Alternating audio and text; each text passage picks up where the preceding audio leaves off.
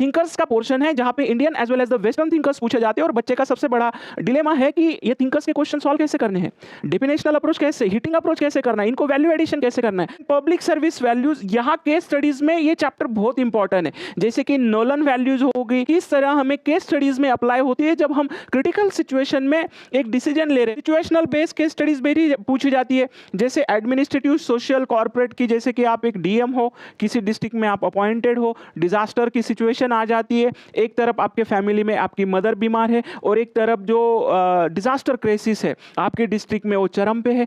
That time how will situational based decision you will take, उस situation में आप किस तरह का डिसीजन अप्लाई करते हो ये सब। Welcome to the Socio Mantra, myself Aji sir. Today we will discuss about the to the next, that section A theory subject है, sorry that is theory part, 130 marks का पूछा जाता है।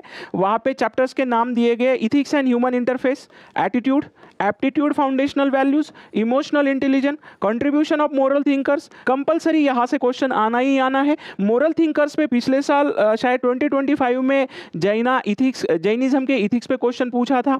उसके बाद मोरल थिंकर्स पे थिरुवल्लर पे क्वेश्चन पूछा था। उसके बाद स्वामी विवेकानंद जी का एक कोटेशन अच्छा खासा पूछा था कि एक सोसाइटी के लिए लॉ नहीं लेकिन मोरल एटीट्यूड और मोरल वैल्यूज इंपॉर्टेंट होती है, राइट। तो थिंकर्स का पोर्शन है जहां पे Indian as well as the western thinkers पूछे जाते हैं और बच्चे का सबसे बड़ा डिलेमा है कि ये थिंकर्स के क्वेश्चन सॉल्व कैसे करने हैं, डिफिनेशनल अप्रोच कैसे, हिटिंग अप्रोच कैसे करना है, इनको वैल्यू एडिशन कैसे करना है। आने वाले दिनों में खुद I will take the personally that thinkers portion at least 5 lecture में मैं इसको कंसोलिडेट करके आपको दूंगा कि थिंकर्स के क्वेश्चन को कैसे अप्रोच करना है, इनका एनाटॉमी या इनका स्ट्रक्चर कैसे होना चाहिए। We will decode that thinkers question, right. Then public service values, यहाँ केस स्टडीज में ये चैप्टर बहुत इंपॉर्टेंट है, जैसे कि नोलन वैल्यूज होगी। नोलन वैल्यूज में होनेस्टी होती है, इंटीग्रिटी होती है, सेल्फलेस होता है, ऑब्जेक्टिविटी होती है, ओपननेस होती है। ये वैल्यूज किस तरह हमें केस स्टडीज में अप्लाई होती है जब हम क्रिटिकल सिचुएशन में एक डिसीजन ले रहे होते हैं। तो public service values is most important chapter in this subject. Then probability in governance, RTI, right to information act, code of citizens, citizen charters, work culture. ये वर्क कल्चर जो corporate sector में suicides होते हैं, बहुत सारे suicide और लोग corporate sector में, आईटी सेक्टर में काफ़ी तरह का डिप्रेशन, फ्रस्ट्रेशन से सफ़र कर रहे हैं। वर्कलोड बहुत है और जो टॉलरेंस है, आप आजकल देख रहे हो कि रोडों पे हो, ट्रैफिक में हो, कहीं भी छोटी छोटी पीटी चीज़ों पे that's the crime happens from my side. कोई आप पे हेवी हो रहा है तो वहाँ पे महात्मा गांधी जी के प्रिंसिपल अप्लाई करिए, सॉरी बोलिए, आगे निकलिए, क्योंकि एक छोटा सा इंसिडेंट आपकी ज़िंदगी के कल्मिनेशन दे सकता है, आपकी ज़िंदगी वहाँ टर्न हो सकती है। That's why we need to tolerant in this subject understanding or in our life, right? Then we corporate governance की काफ़ी केस स्टडीज पूछी गई है। कॉर्पोरेट गवर्नेंस में किस तरह से जेंडर डिस्क्रिमिनेशन, कॉर्पोरेट गवर्नमेंट्स में द रोल अलोकेशंस एंड भाई भतीजागिरी, that is the nexus between the administration of the corporate governance and employees, we will see. And that corruption issues, ये जो चरम पे है, शायद इस साल करप्शन पे क्वेश्चन मैं पर्सनली एक्सपेक्टेड कर रहा हूँ। पेपर लीक जैसी घटनाएं हो रही है।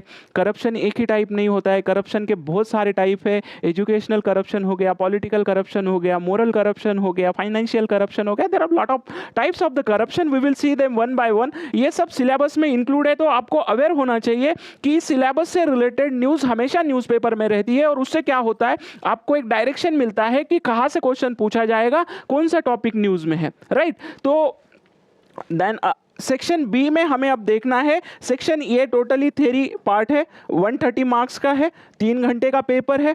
फिर सेक्शन बी में आते हैं 6 केस स्टडीज, अप्रोक्सीमेटली 120 मार्क्स के केस स्टडीज है। एक केस स्टडीज के लिए 20 मार्क्स अलोकेट है और यहाँ पे 15 मिनट अप्रॉक्स देना चाहिए केस स्टडी को सॉल्व करने के लिए। 6 केस स्टडीज है, 20 मार्क्स ईच है। सिचुएशनल बेस्ड केस स्टडीज भी पूछी जाती है, जैसे एडमिनिस्ट्रेटिव, सोशल, कॉर्पोरेट की, जैसे कि आप एक डीएम हो, किसी डिस्ट्रिक्ट में आप अपॉइंटेड हो, डिजास्टर की सिचुएशन आ जाती है, एक तरफ आपके फैमिली में आपकी मदर बीमार है और एक तरफ जो डिजास्टर क्राइसिस है आपके डिस्ट्रिक्ट में वो चरम पे है। That time how will situational based decision you will take, उस सिचुएशन में आप किस तरह का डिसीजन अप्लाई करते हो ये समझता है। हालांकि एक डीएम के लाइफ में, एक इंडियन एडमिनिस्ट्रेटिव सर्विस के ऑफिसर के लाइफ में या इंडियन पुलिस सर्विस के लाइफ में ये सिचुएशनल बेस केसेस नहीं आते। एक कॉमन लाइफ में भी हम बहुत सारे सिचुएशन फेस कर रहे होते हैं, इथिकल डिलेमास हमारे लाइफ में बहुत होते हैं, जो एक सोशलाइजेशन और जो एक इथिकल वैल्यूज़ कहीं ना कहीं मिसिंग होते हैं, इसलिए ज़िंदगी में हमारे डिसीजन गलत होते हैं। That's why the case study situational base हो सकती है। Test the decision making under the uncertainty, जो आपका टेस्ट किया जाता है कि क्रिटिकल सिचुएशन में, एक काफ़ी ट्रिमेंडस प्रेशर की सिचुएशन में किस तरह से आप डिसीजन लेते हो। पॉलिटिकल प्रेशर बहुत होता है कि आपको उस स्कीम को इम्प्लीमेंट करने के लिए इतना परसेंटेज, इतना ये अलोकेट इसको करना पड़ेगा। उस सिचुएशन में आप किस तरह से एक इफिशिएंट ब्यूरोक्रेट की तरह उस पॉलिटिकल लीडर को कहते हो कि sorry, I will not compromise my ethical values, I will implement this scheme for that welfare of maximum public interest for the poor people or tribal people।